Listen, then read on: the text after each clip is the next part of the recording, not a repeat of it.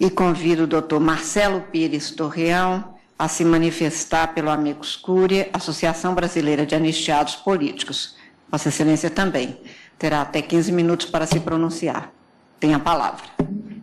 Muito obrigado, senhora presidente, ministra Carmen Lúcia, excelentíssimo senhor ministro relator Dias Toffoli, senhores ministros e ministras que integram essa Corte Suprema, senhoras e senhores presentes, boa tarde.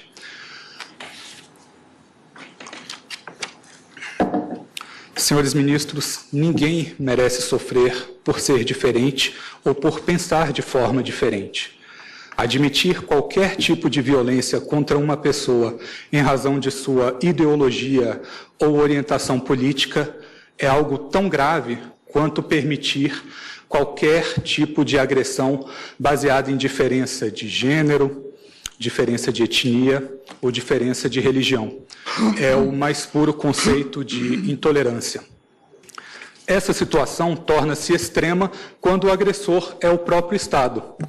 Quando o ente soberano de uma nação utiliza-se de suas instituições, inteligência policial e forças armadas para perseguir, torturar e matar aquele que pensa diferente, abre-se caminho para os maiores crimes e maiores erros da história da humanidade. Se pensarmos bem, assim ocorreu no Holocausto contra os judeus, assim ocorreu no Apartheid contra os negros e assim ocorreu nas ditaduras pelo mundo. Especificamente quanto à nossa ditadura, vários casos são conhecidos da população nacional. Artistas que foram censurados, pensadores que foram buscar exílio fora do país, como Darcy Ribeiro ou o sociólogo Betinho, pessoas que foram torturadas e assassinadas por agentes estatais, como o jornalista Vladimir Herzog, como o estudante Honestino Guimarães e como o filho de Zuzu Angel, Stuart, que foi amarrado aos pés de um veículo e arrastado por quarteirões até que seu corpo ficasse inteiramente esfolado. Nos intervalos dessa prática, a boca de Stuart era colocada no escapamento do veículo para que ele se sufocasse com os gases tóxicos. O caso, que foi muito bem lembrado pelo advogado que me antecedeu na tribuna, da Julieta Petit, também é igualmente grave. Ela perdeu 3 filhos para a ditadura, mas de forma extremamente grave. O primeiro filho, Jaime, foi decapitado. A cabeça dele foi entregue a um comandante do Exército. A segunda filha, Maria Lúcia, desapareceu e veio a ser encontrada 20 anos depois, em 1996. Teve o corpo reconhecido por exame de DNA e ainda se encontrava com um saco plástico fortemente amarrado à região do pescoço, instrumento esse que havia sido utilizado para asfixiá-la. O terceiro filho desapareceu e dele não se teve mais qualquer notícia. Esse caso que acabei de narrar foi objeto de condenação do Estado brasileiro perante a Corte Interamericana de Direitos Humanos, porque o Estado brasileiro não havia empenhado esforços em localizar os corpos e também não havia cumprido integralmente com a sua própria anistia, na forma prevista pelo legislador pátrio, porque, embora paga a prestação mensal, ainda se encontrava pendente, e ainda está pendente, a parte retroativa. Senhores ministros, portanto, falar de anistia é falar, em primeira e última análise, de graves e covardes violações aos direitos de um ser humano. E qual a forma que o legislador pátrio previu para reparar esses danos, para pedir essa espécie de perdão àqueles que foram prejudicados pela ditadura? O legislador trouxe, no artigo 6º, parágrafo 6º da Lei 10.559, a atual Lei de Anistia, a previsão de uma indenização em prestação mensal e com 5 anos de retroativo. E o artigo 12, parágrafo 4º dessa mesma lei, estabelece que essas obrigações devem ser cumpridas no prazo de 60 dias. Aqui eu abro um parêntese. O legislador, ele fala do cumprimento integral da portaria de anistia. Ele não restringe esse cumprimento à parcela mensal. ele não restringe o cumprimento da parte retroativa a quem aderir aos termos da Lei 11.354, fazendo um acordo para receber os retroativos parcelados em 9 anos, sem juros ou correção monetária. O legislador fala em um cumprimento único, integral, da portaria de anistia, quanto à parte mensal e à parte pretérita, observando-se a disponibilidade orçamentária. E onde reside a disponibilidade orçamentária? Nas próprias LOAs. As leis orçamentárias anuais trazem um quantitativo específico para aquela ação governamental de indenização aos anistiados políticos. Não há prova mais robusta de disponibilidade orçamentária do que as próprias LOAs, que trazem um quantitativo direcionado a essa ação governamental. A União não trouxe uma contraprova para mostrar que aquela quantidade de orçamento prevista em cada exercício financeiro foi esgotada ao término de cada ano. Seria difícil para a União saber quanto que foi gasto com a anistia política em cada ano? A resposta é negativa. Atualmente nós vivemos a era da transparência, de forma que todos os gastos governamentais são públicos, acessíveis a qualquer cidadão, e deve ser assim. Por isso, qualquer cidadão pode saber quanto que o governo gasta com determinada ação. E foi esse o trabalho realizado pela Amicus Curiae. Reunir todas as leis orçamentárias anuais e saber quanto que foi gasto em cada exercício financeiro. Permitam-me um exemplo. No ano de 2004, que é o ano em que foi editada a portaria do recorrido, as LOAs previam 78 milhões de reais para indenizações aos anistiados. E segundo informações do Portal da Transparência, que é de responsabilidade da Controladoria Geral da União, a CGU, portanto estamos falando de dados do governo, em 2004 foi gasto 10 milhões com todo tipo de anistiados políticos. A subtração resulta em 68 milhões de reais só no orçamento de 2004. Um outro caminho que pode ser feito: o portal Contas Abertas, que é alimentado com informações do CIAF, o Sistema Integrado de Administração Financeira, portanto, mais uma vez estamos utilizando dados do próprio governo, ele traz um somatório de todas as leis orçamentárias, desde que a lei de anistia foi editada no ano de 2002, e tudo que foi gasto desde então. O portal Contas Abertas informa que as leis orçamentárias previram 8 bilhões de reais para o pagamento de anistiados políticos ao longo desses anos. E informa que 5 bilhões foram gastos ao longo desse período.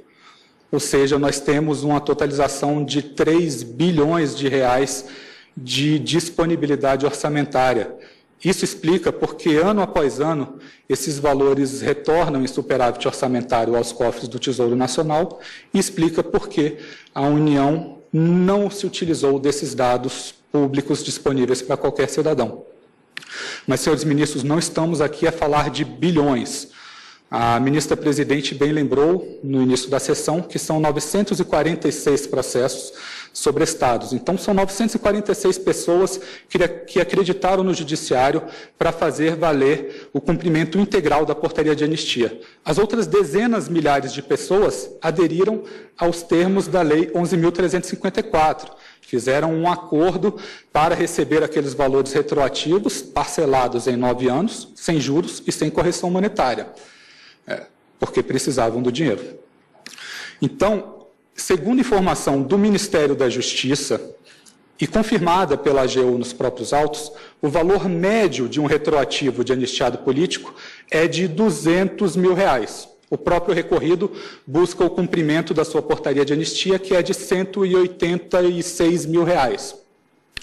Portanto, se nós multiplicarmos pela quantidade de processos sobrestados, nós vamos chegar em 2% de tudo que havia sido previsto nas leis orçamentárias anuais. Senhores ministros, essas questões que integram esse recurso extraordinário já foram apreciadas pelas 2 turmas dessa Corte Suprema. Na primeira turma, essa questão foi analisada no recurso ordinário em mandado de segurança número 26.947, que possui relatoria e votos brilhantes da eminente ministra Carmen Lúcia e um voto igualmente completo do eminente ministro Ricardo Lewandowski.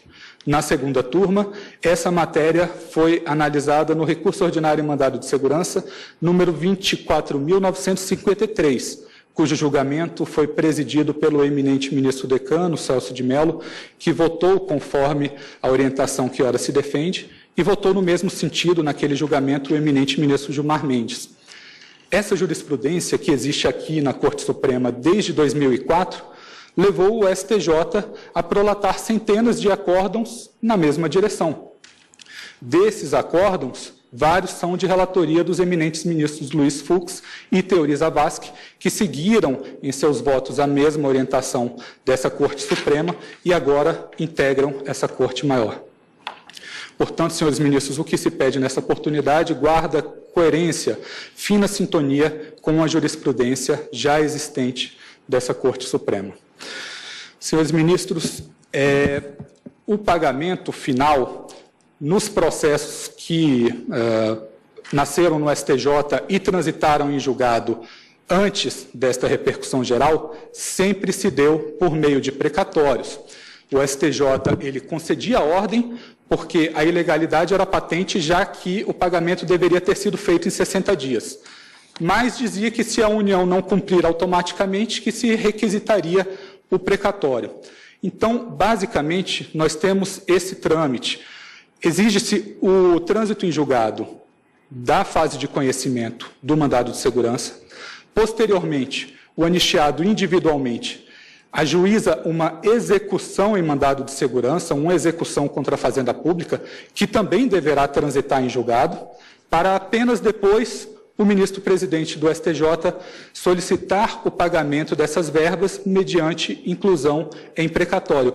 E se há requisição de precatório, a inclusão no programa orçamentário subsequente, não há qualquer surpresa, não há qualquer descontrole orçamentário para a União. Acontece como ocorre em todos os outros casos em que há uma condenação contra a Fazenda Pública.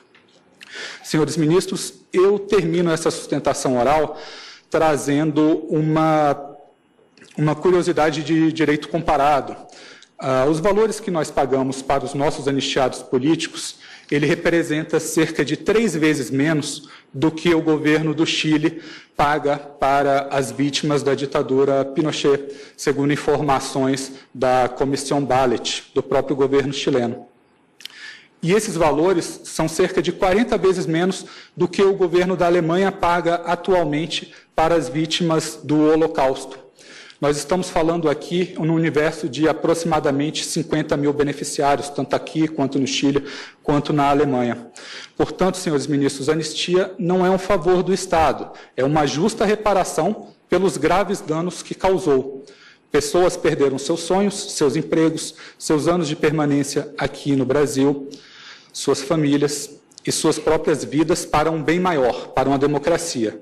E hoje nós podemos ter manifestações livres na rua, poderemos ter um judiciário independente e uma imprensa com ampla liberdade, porque essas pessoas se dedicaram por nós. Essas pessoas que aqui eu chamo de pais e mães da democracia não podem ser esquecidos, porque a justiça de transição pressupõe justamente essas duas etapas, essas duas dimensões. Primeiro, se reparar os danos àqueles que sofreram, para, em seguida, construir-se uma memória e evitar que jamais atos tão brutais voltem a se repetir. Nós precisamos avançar nessa primeira etapa de justa reparação dos danos e construir uma verdadeira democracia no Brasil. Eu agradeço pela atenção dos senhores ministros e registro a minha honra em vir defender direitos tão relevantes. Muito obrigado.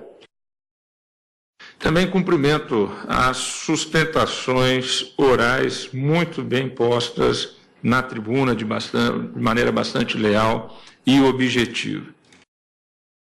Senhora presidente, eu gostaria assim, de registrar a beleza das sustentações orais, que entendo que foram absolutamente pertinentes e que permitiram uma compreensão ampla do tema em debate. Senhora presidente, egregia corte, os representantes do Ministério Público, senhores advogados, estudantes presentes. Senhora presidente, em primeiro lugar também eu gostaria de destacar a profundidade e a beleza do voto do ministro Dias Toffoli e as sustentações orais brilhantíssimas dos eminentes advogados e do amicus curiae. Senhora presidente, eu também quero registrar o magnífico voto proferido pelo eminente ministro e relator Dias Toffoli e destacar também as brilhantes sustentações orais feitas hoje da tribuna do Supremo Tribunal Federal. Os filhos da hora recorrida sofreram os efeitos perversos desse regime que cessou a partir da redemocratização de nosso país, como aqui foi relembrado, seja nas peças processuais, seja na manifestação do ilustre advogado do amicus curiae, a manifestação feita da tribuna no Supremo Tribunal Federal.